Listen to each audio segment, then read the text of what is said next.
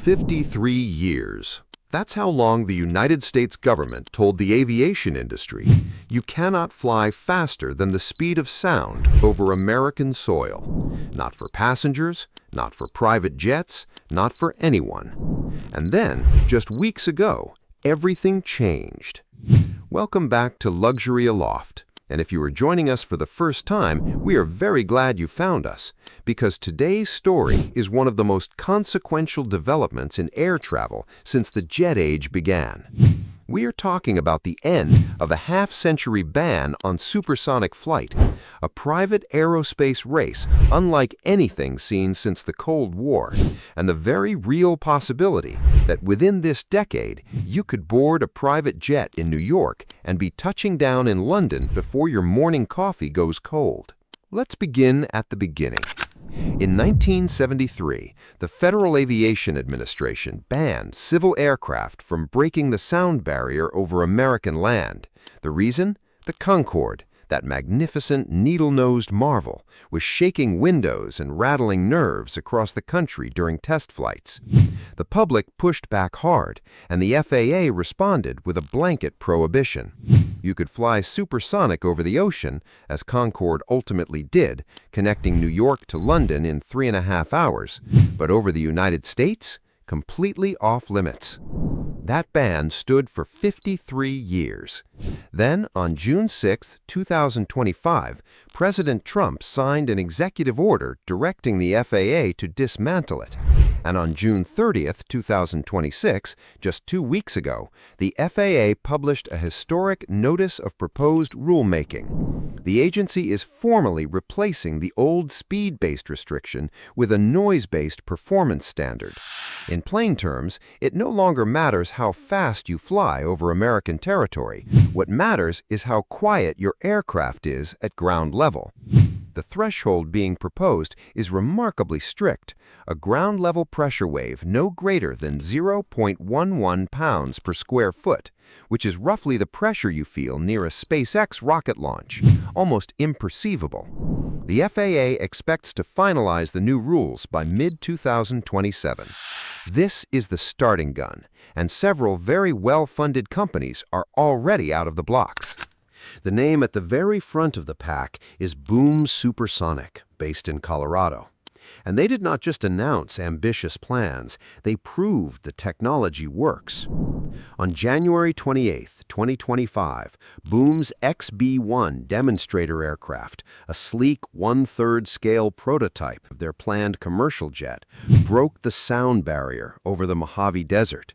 It reached Mach 1.122. It became the first privately developed American civil supersonic aircraft to fly faster than sound, ever. The flight also validated something remarkable. The XB-1's sonic boom was so faint at ground level that it was indistinguishable from background noise. Boom calls this technique boomless cruise, flying at precise altitudes where atmospheric physics bends the shockwave upward, away from the Earth entirely. That demonstrator completed its 13th and final test flight in early 2025, and Boom is now building towards something far larger, the Overture. Picture this, a passenger jet cruising at Mach 1.7, roughly 1,300 miles per hour, carrying between 60 and 80 passengers in an all-premium cabin, crossing the Atlantic in under 4 hours. The Overture's custom-built Symphony turbofan engine was in core testing through late 2025. Boom's dedicated manufacturing facility, the Overture Superfactory, is already operational in Greensboro, North Carolina, designed to build 33 aircraft per year. The airline order book stands at 130 aircraft, with commitments from United Airlines, American Airlines, and Japan Airlines. Entry into service is targeted for approximately 2030. Now, if Boom is building the supersonic airliner, Boston-based Spike Aerospace is building the supersonic private jet, and it may be the aircraft that defines what ultra-luxury air travel looks like in this decade. The Spike S512 Diplomat is designed for 12 to 18 passengers, targeting a cruising speed of Mach 1.6 over 1,100 miles per hour. New York to Paris, under 4 hours. Singapore to Sydney. New Delhi to London. The aircraft's range is intercontinental, opening up routes that simply weren't practical in a world where every transatlantic flight took 8 or 9 hours. But it is the interior of this jet that truly sets it apart. There are no windows. Instead, the cabin walls are lined with high-definition panoramic screens connected to external cameras, displaying the world outside in crystal clarity. Or, if you prefer, showing a film, a map, or whatever your imagination desires.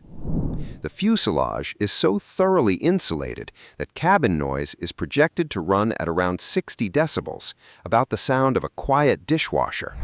And the sonic boom the aircraft generates at ground level?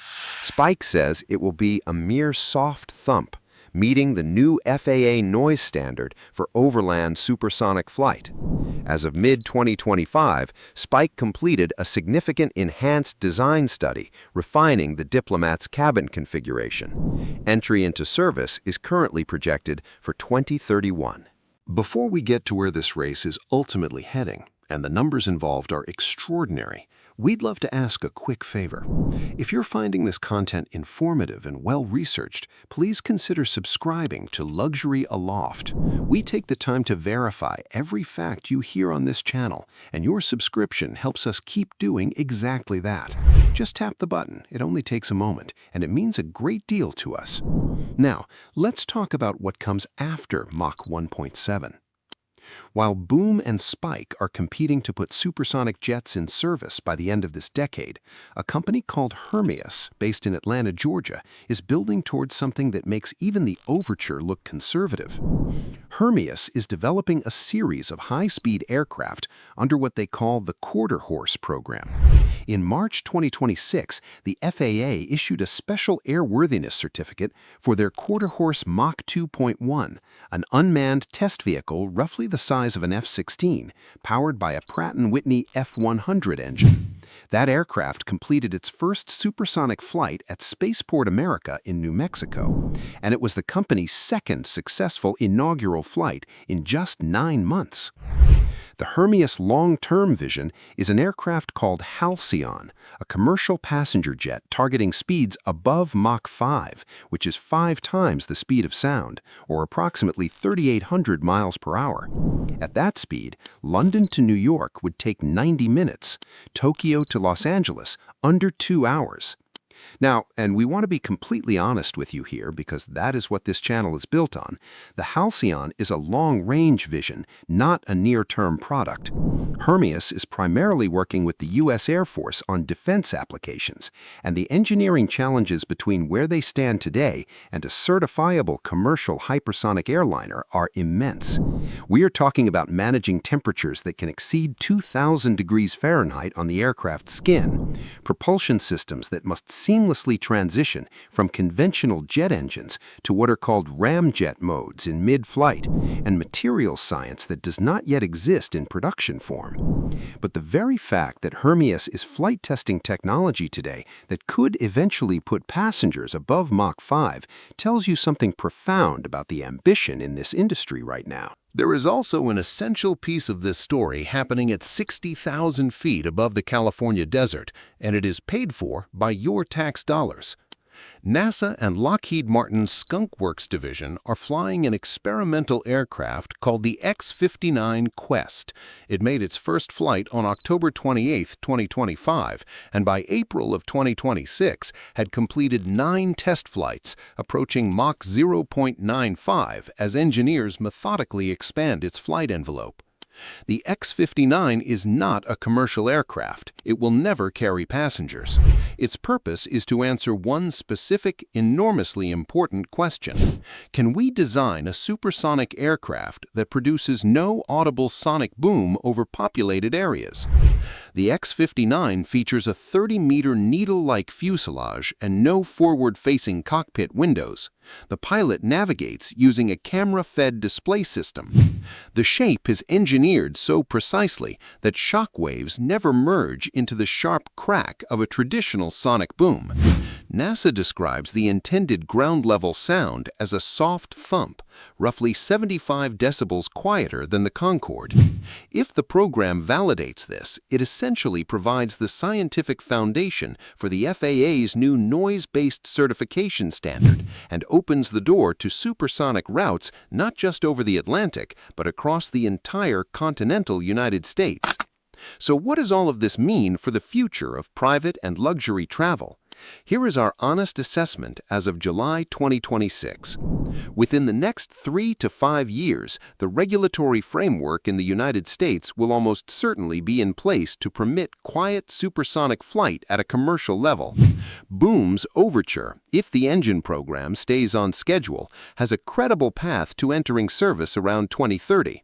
Spike's S512 Diplomat, built specifically for high-net-worth private travelers and government users, is targeting 2031. Charter services and fractional programs could follow shortly thereafter, potentially putting supersonic private travel within reach of anyone who currently flies in the top tier of business aviation, though at prices that will still be very significant. What is beyond doubt is this: the policy environment has shifted dramatically. An executive order, a historic FAA rulemaking, demonstrator aircraft actually breaking the sound barrier.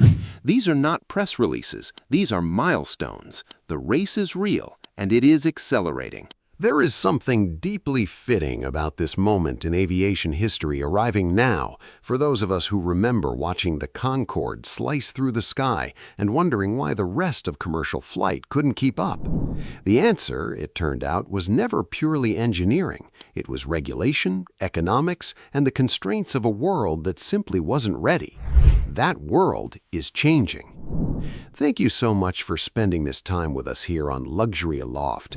We base every piece of content on thorough, current research. The facts you heard today are verified as of July 13th, 2026. If you have a thought, a question, or a memory of the Concorde era you'd like to share, please leave it in the comments below. We read every one. And here is the question we will leave you with today. If supersonic private jet travel were available to you in 2031 and the flight time from New York to London was under 4 hours, would you book it? Let us know below. Until next time, fly well and fly high.